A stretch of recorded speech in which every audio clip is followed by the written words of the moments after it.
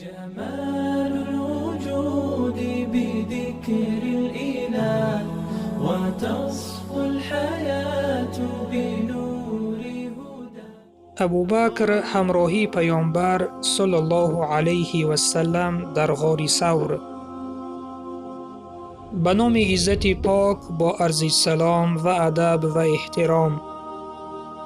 سرکردگان اژدها مانند مشرکان و کافران شیطان صورت در پی جستجوی پیامبر صلی الله علیه و سلم و یار او ابوبکر صدیق بودند.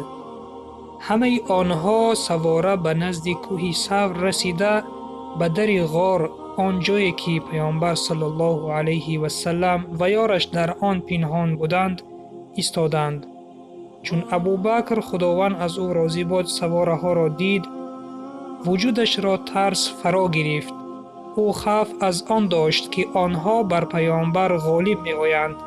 این هنگام پیامبر صلی الله علیه و سلم ابوبکر را دیدند که خیلی هراسان است و برای آنکه ترس را از دل ابوبکر دور نمایند چنین گفتند: غمگین مشو، هر آینه خدا با ماست. ابوبکر خداوند از او راضی بود با یک صدای خیلی پست گفت: اگر یکی از آنها به پایان بنگرد، هر آینه ما را می بیند. پیامبر صلی الله علیه و سلم به ابوبکر گفتند: ای ابوبکر، درباره آن دو نفری که خداوند سومین آنها باشد گمانت چیست؟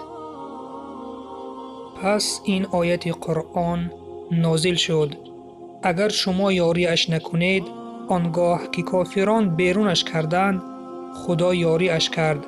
یکی از آن دو به هنگامی که در غار بودند به رفیقش می گفت: اندوهگین مباش، خدا با ماست.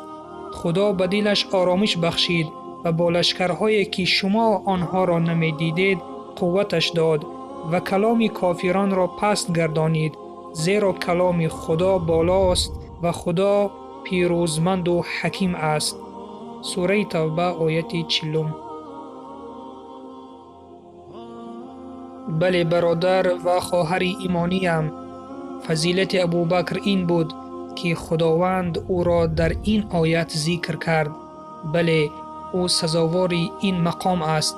بعد از وفات پیامبر صلی الله علیه و سلم مسلمانان آن را خلیفه خود انتخاب کردند و بعد از آن که این دنیا را ترک کرد او را در پهلوی پیامبر صلی الله علیه و سلم دفن کردند و انشاءالله روز قیامت همراه پیامبر برمیخیزد.